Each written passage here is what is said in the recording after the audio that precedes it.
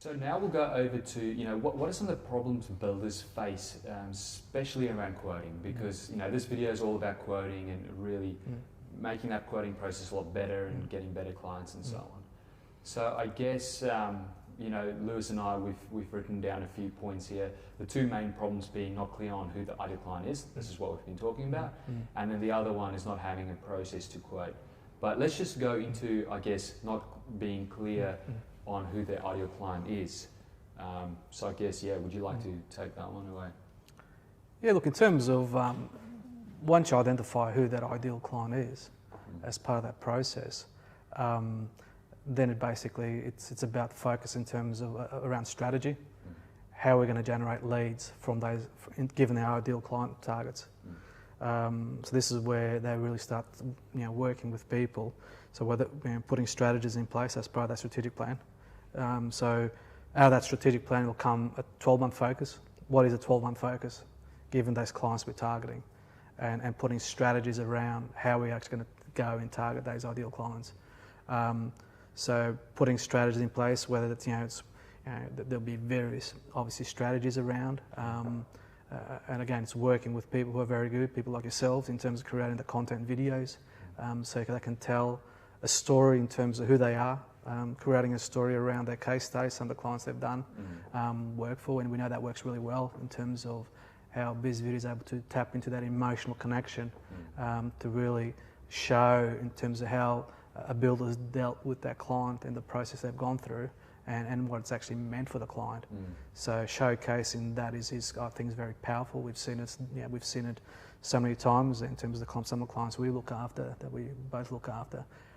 So we know it works very well in terms of those content videos. So basically, once you start generating those leads from those strategies, it then becomes okay. You then need to start funneling those leads as to what clients you're going to be providing a quote for, because not every client is going to be an opportunity. Yeah, and I guess this goes to the second point. So not having a process to quote. Really identifying people we do quote and people we don't quote. So sometimes, like a lot, again, coming back to your target market, but generally speaking, here is that you're going to have a funnel of leads coming through. You're going to have leads coming through. You then need to funnel out in terms of, okay, well, what are the ones we're going to be providing a quote for? And we know there's a lot of people that basically waste people's times. So you've got to value time, because at the end of the day, we all know, like with builders I've worked with over the years, and people who are builders that I know that even I don't look after. One of the common problems, frustration is basically having to spend weekends, after hours, trying to get through quotes. And again, do you want to be spending your weekend doing a quote for somebody who's actually not going to really, act on it, or who's not going to appreciate what you've done for them? So again, builders in general have to appreciate their time more, because and be true that not every client, not every lead will turn into a quote and a job. And again, and I've said this a few times before, is that it's the things you knock back that actually makes you successful.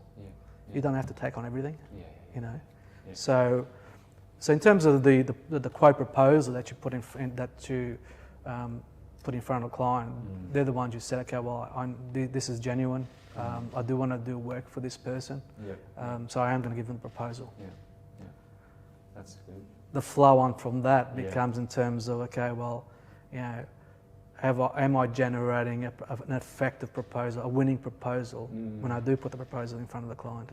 And I guess this is where we flow into the next part. Perfect. I guess just going back to identifying people we do quote, it just came up while you were talking about that. A lot of our builder clients, that we've helped with, we've created these stories for them and so on. They've been putting it out there. One thing is, like we've been talking here about you, the builder, identifying people you do quotes for and not for. A lot of our builder clients have said that their clients are self-identifying themselves based on them emotionally connecting with the builder's story. So it's really cool. I mean, when we started Bizvideo like 10 years ago, we did not even think about this. We thought, okay, well, we'll create videos and we'll make them look amazing, all this kind of stuff. But then, you know, over the years, these clients have come to us and said, well, when we put out our stories, it's attracting a certain type of person.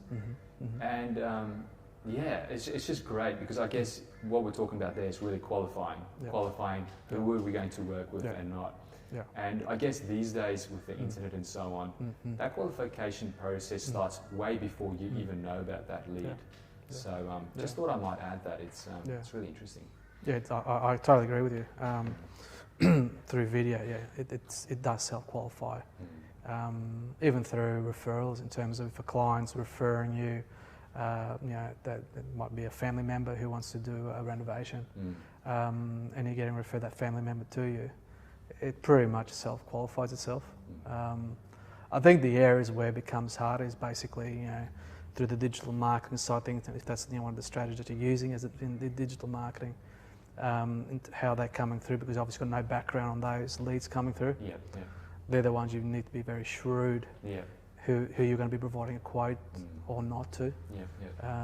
But when it's through referrals, whether it be, you know, your network, or a lot of time, as you were saying before, they do self-qualify themselves because you know the person, and they've more than likely be of same alike in terms of what they're looking for. No, that's cool. That's great.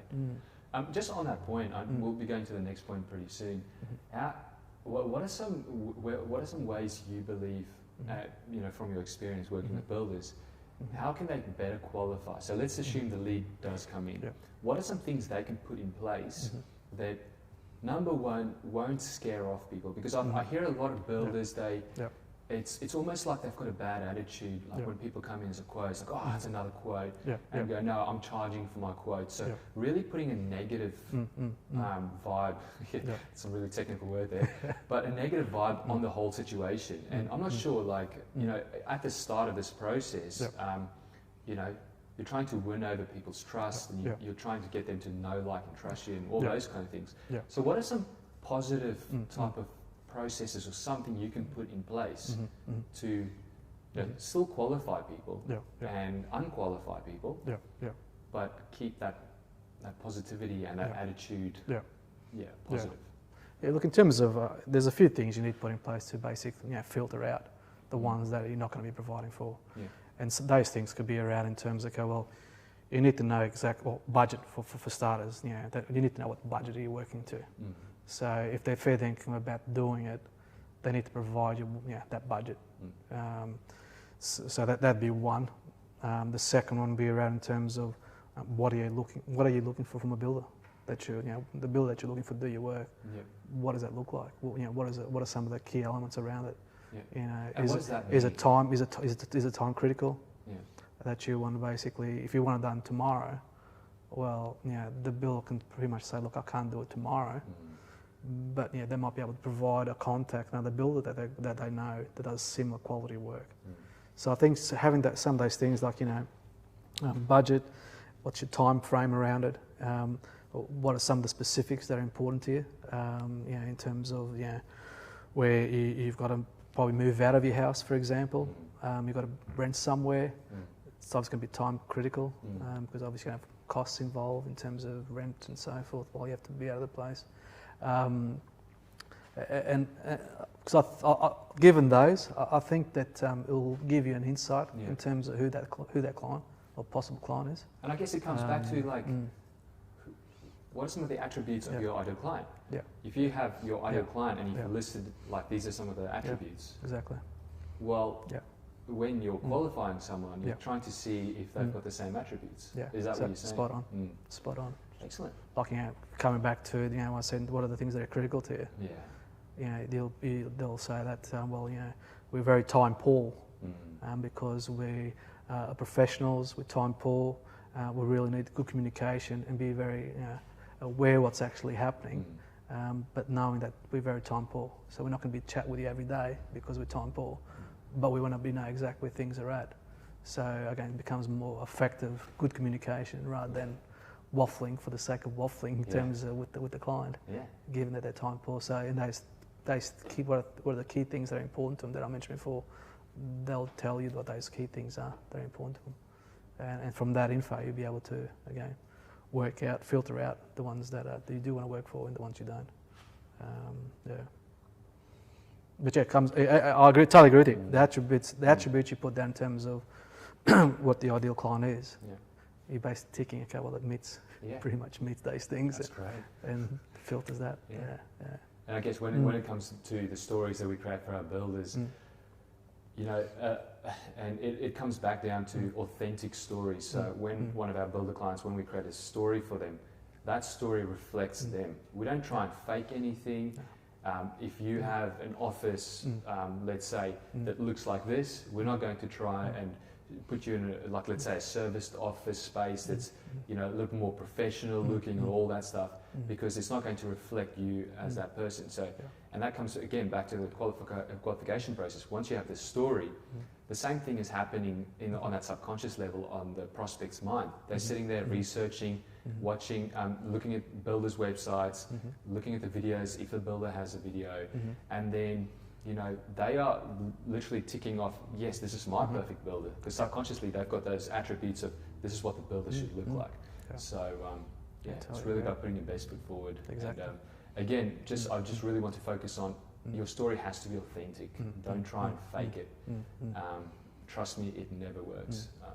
And the thing is, as coming back to the point I made before, which sort of feeds into that, is that every builder is different. So I could have 100 builders in terms of looking after right now. Well, I don't, but we're boutique. But at the end of the day, you know, every builder is different in terms of how they approach, who they're targeting, and the quality of work, the type of work they want to do.